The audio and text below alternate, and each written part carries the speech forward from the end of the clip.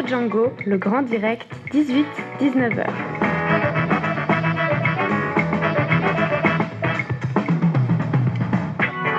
Bonsoir et soyez les bienvenus pour cette nouvelle édition du Grand Direct de Radio Django. Au sommaire de cette 54e édition, nous allons débuter avec une nouvelle rubrique, Le travail se fait ailleurs et les profits reviennent ici, qui va nous occuper ces 4 prochaines éditions pour jeter un regard sur les multinationales. Aujourd'hui, Django s'intéresse à l'industrie électronique en compagnie de Chantal Peyer de l'Organisation de développement Pain pour le prochain. C'est le programme de ce mardi 10 mai sur Radio Django. Émission à suivre comme chaque semaine en direct et en public de Pôle Sud ou à écouter sur radio.django.fm. C'est Fabio qui vous présente cette émission et je vous accompagne jusqu'à 19h. Soyez les bienvenus. Radio Django, vivre à Lausanne.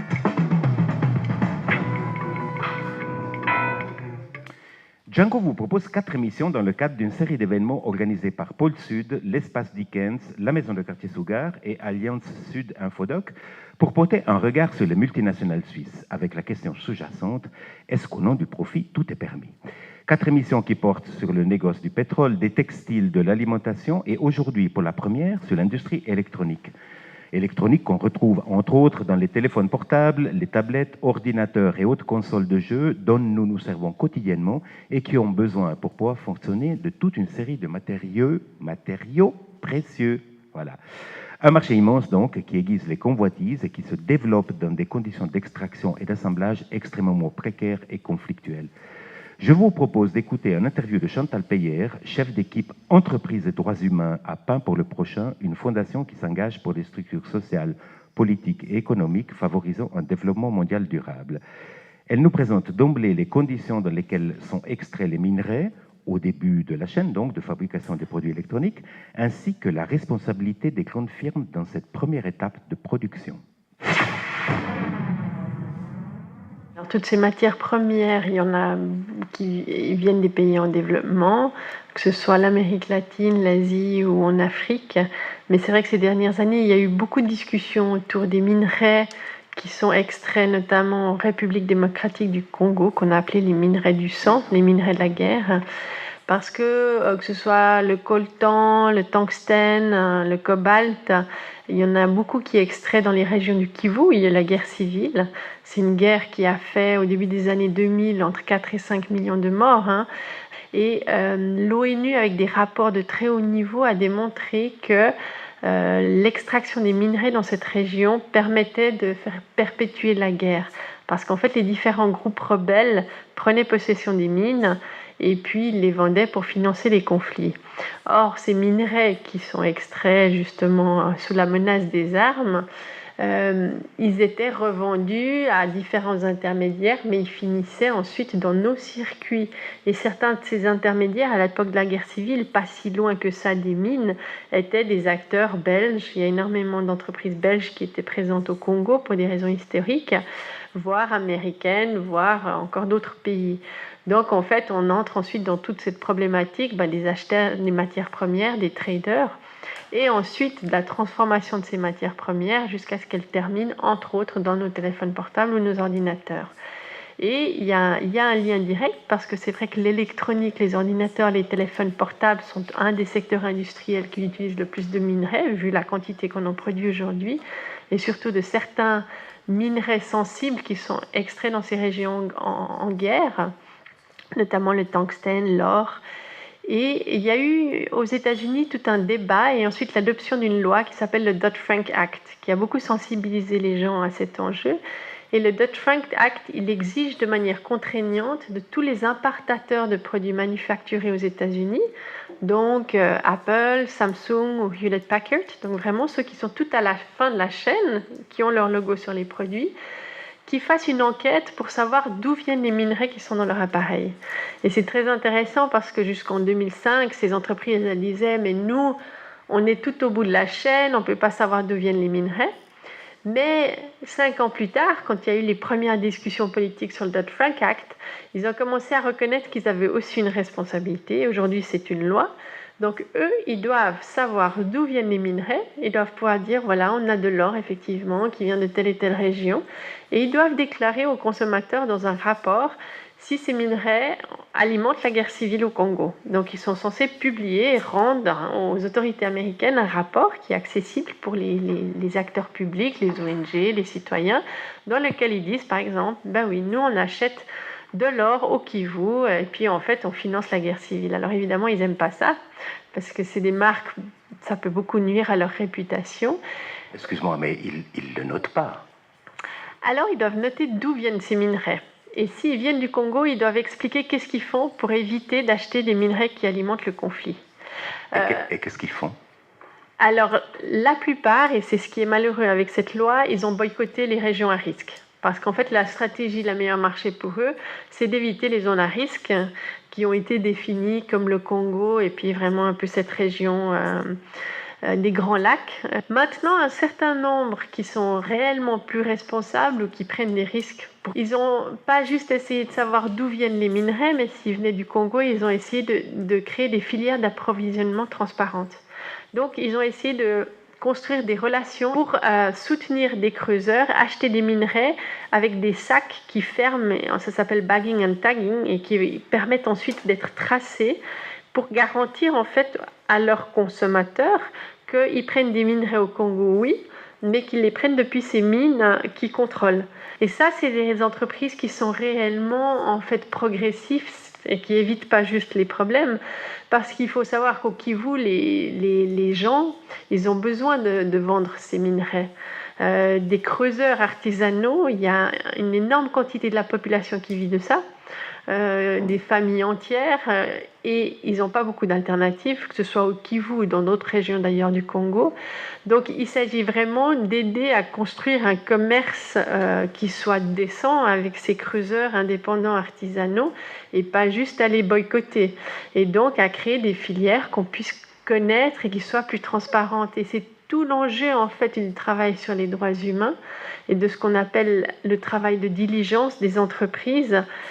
Tout ce travail, c'est en fait de dire qu'il faut mieux contrôler les chaînes d'approvisionnement pour savoir ce qui se passe, et pas juste pour fuir les problèmes, mais pour construire des filières décentes où ensuite les gens, aussi les creuseurs pauvres du Congo, ils puissent gagner leur vie dans des conditions plus décentes que d'être menacés par une mitraillette, d'avoir des intermédiaires qui leur prennent les 3/4 de leur argent. Après avoir été extraits dans les conditions que vient de nous rappeler Chantal Peyer, les matériaux prennent le chemin des grandes entreprises d'assemblage, surtout en Chine, où les conditions de travail sont terribles. À tel point que plusieurs suicides se sont succédés dans une des usines les plus importantes au monde, Foxconn, situation que la presse occidentale a vite fait d'oublier. Est-ce que ces oublis auraient été moindres si cela se passait chez nous, par exemple, comme le démontre cette nouvelle glanée sur la radio nationale suisse ô combien réelle ?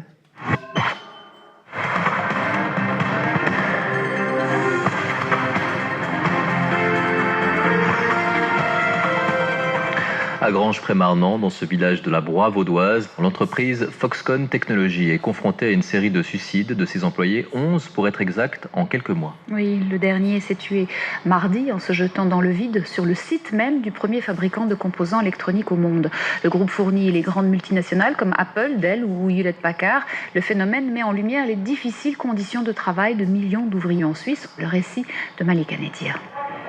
C'est dans cette usine que les ouvriers de Foxconn assemblent l'iPhone d'Apple. 12 heures par jour, 6 jours sur 7. La plupart vivent dans des dortoirs, loin de leur famille. Pour les syndicats, la série de suicides est due aux pressions subies par les salariés. Je m'appelle Brenda Bolomé, j'ai 17 ans. Je suis dans une famille de paysans à Bugel-la-Motte. Mes parents avaient pas beaucoup d'argent et moi j'avais envie de découvrir le monde, alors je suis venue chercher du travail à l'usine Foxconn, qui est ici à Granges-Marnant. D'abord, il y a eu la journée de recrutement. On était plusieurs centaines de nouveaux. Les instructeurs, ils nous ont parlé de la vie de Steve Jobs, de Bill Gates. Ils nous ont dit qu'on pourrait aussi réaliser nos rêves comme eux si on travaillait bien. Après, ils m'ont filé un numéro, F93 47 140, et on nous a expliqué le règlement et les consignes qu'on doit suivre à l'usine. Pour le travail, on est divisé en 2 équipes, une pour le jour, une pour la nuit. Chacun fait 12 heures à la suite, avec les heures sup qui sont en plus, bien sûr, qui ne sont pas comptées. Des fois, on a un seul jour de congé en 2 semaines. Et en plus, on est payé comme de la merde, 1200 balles par mois, quoi. Tous les matins, on doit aller à des assemblées obligatoires. Le chef de ligne, il fait l'appel et il fait plein de reproches sur la propreté, ou qu'on parle pendant le travail, la discipline, et tout ce genre de trucs. Il nous met la pression, elle nous dit ce que c'est les objectifs de production pour la journée. Aussi, ils nous humilient publiquement si on a fait une erreur, ou même des fois si on n'a rien fait du tout. Et on doit se mettre devant tout le monde à faire son autocritique. Après, toute la journée, je dois répéter le même geste. Il y a le tapis roulant qui défile, ça va trop vite. Moi, à mon poste, je dois prendre un circuit imprimé, scanner le logo, mettre le circuit dans un sachet, coller une étiquette dessus et le reposer sur la chaîne. Prendre un circuit imprimé, scanner le logo, mettre le circuit dans un sachet, coller une étiquette dessus et le reposer sur la chaîne. Et ainsi de suite, pendant 12 heures. Et tout ça, ça doit prendre en tout 10 secondes. Donc on a à chaque fois 2 secondes pour chaque mouvement. Tout est calculé et minuté, il y a toujours quelqu'un qui est là pour te mettre la pression, qui te surveille, qui te dit d'aller plus vite. À la longue, ça te donne l'impression de devenir l'esclave de la machine, de la chaîne. On n'a plus l'impression d'être des humains. Celui qui s'est suicidé la semaine passée, je le connaissais pas. J'en sais rien de sa vie, mais je peux comprendre pourquoi il a fait ça. C'est dur l'usine, ça te rend à moitié fou, ça te vide la tête. Et quand on travaille pas, en plus on reste sur place, dans les dortoirs de la boîte. Et c'est dur de se faire des amis, il y a trop de monde dans les dortoirs, mais personne ne se connaît vraiment. En plus, les gens changent, avec les horaires qui changent tout le temps et tout. La direction du groupe minimise l'ampleur du problème. Elle demande à ses employés de s'engager par écrit à ne plus se suicider.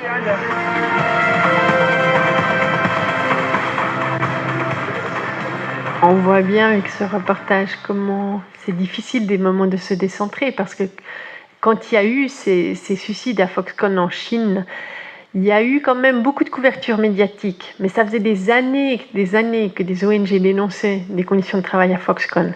Et là, parce qu'il y a eu des morts, il y en a eu plusieurs, il y a eu comme une vague qui ensuite est retombée dans l'oubli.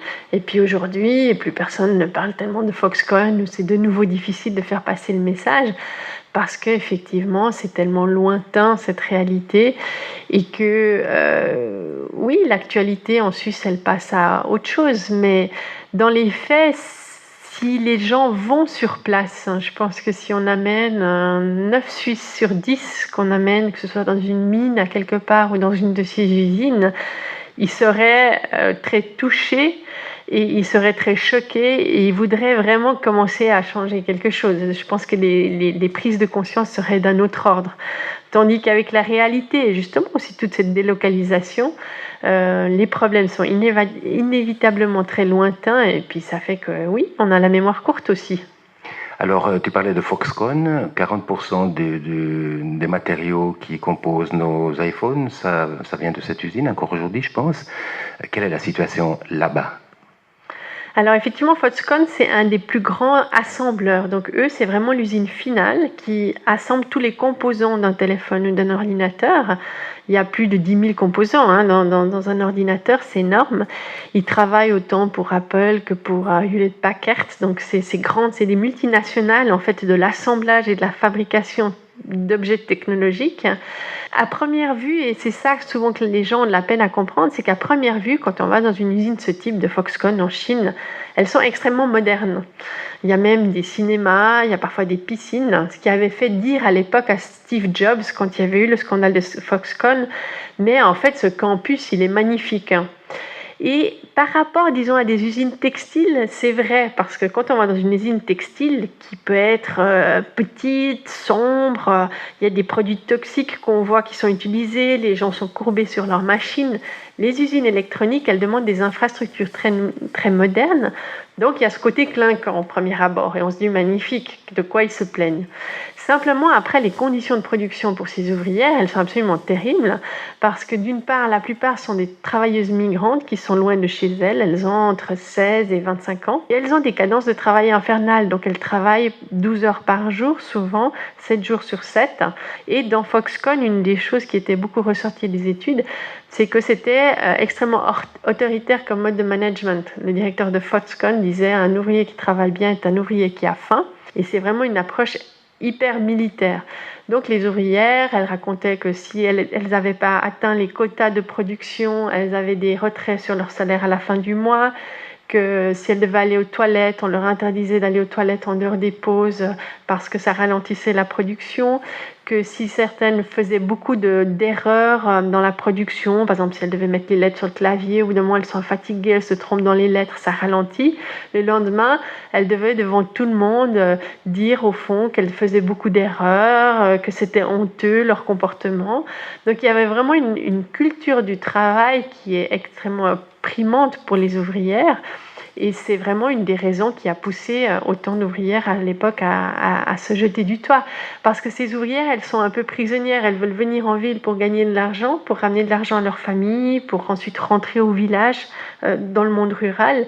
Vraiment, ce qui est ressorti à l'époque des suicides, Foxconn avait dit qu'ils avaient mis ensuite en place au début des filets pour rattraper les gens quand ils sautaient des toits. Ensuite, ils ont dit qu'ils ont mis en place une ligne téléphonique d'aide psychologique en disant que la plupart des ouvrières se sont suicidées parce qu'elles avaient des chagrins d'amour. Mais ce qui est ressenti de toutes les enquêtes, c'est que c'était pas un problème individuel, c'est vraiment un problème de structure du travail qui conduit les gens à leurs limites. Et la Suisse dans tout ça, vous me direz, même si elle ne produit pas d'ordinateur ou de téléphone portable, beaucoup de firmes suisses ont les mêmes chaînes d'approvisionnement pour d'autres produits construits chez nous. Elles sont donc tout autant responsables des conditions dans lesquelles sont extraits et assemblés les composants électroniques dont se servent nos industries. On écoute encore Chantal Peyer. Le lien, il est multiple.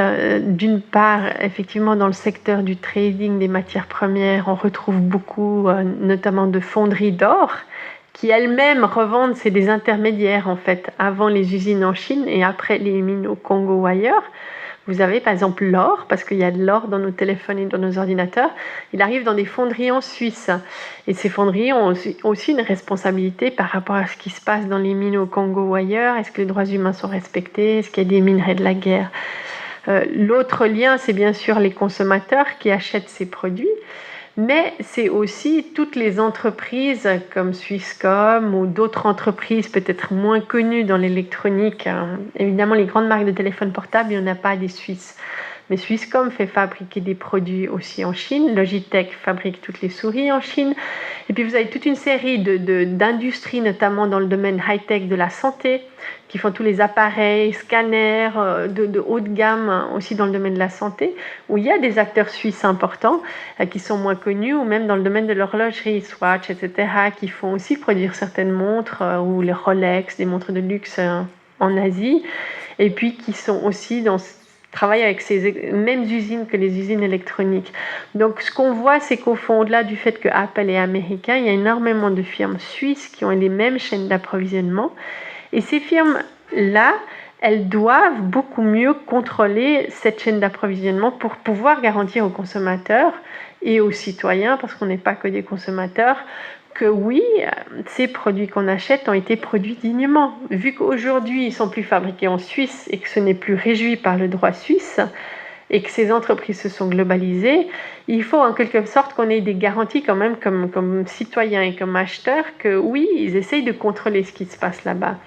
Et l'outil pour contrôler ça aujourd'hui, ça s'appelle le devoir de diligence en matière de droits humains. Et il y a une série d'ONG qui ont lancé une initiative populaire qui a récolté maintenant 140 000 signatures. Elles vont être déposées cet automne à la chancellerie fédérale pour demander que ce devoir de diligence devienne obligatoire, donc qu'il soit inscrit dans la loi suisse. Une vis tombe par terre.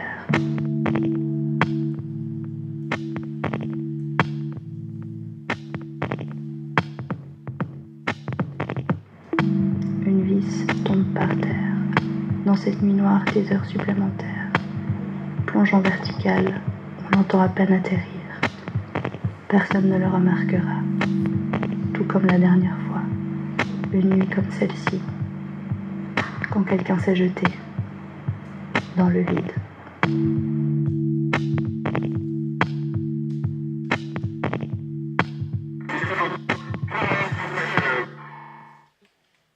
C'était donc Chantal Peyer, chef d'équipe entreprise et droits humains à Pain pour le prochain, entretien que vous pourrez entendre ou télécharger dans son intégralité sur django.fm. Le poème de fin, Une vis tombe par terre, de même que le témoignage arrangé, sont tirés du livre La machine est ton seigneur et ton maître de Xiu Lixi, poète et ouvrier à Foxconn, suicidé en 2014. Ouvrage publié aux éditions Agon. Merci Gab pour ces montages. La semaine prochaine, nous parlerons de l'or noir avec Franck Kodbay, journaliste tchadien qui travaille sur le pétrole au Nigeria et au Tchad. Sachez encore que d'autres événements dans le cadre de Au nom du profit, tout est permis se déroulent jusqu'en octobre dans plusieurs lieux de Lausanne et que vous pouvez trouver le programme sur le site autrementsava.ch ou en lien sur django.fm. Le prochain événement aura lieu ce soir déjà à la maison de quartier Sougar. Il s'agit de la projection du documentaire Let's Make Money de Erwin Wagenhofer et c'est à 20h30.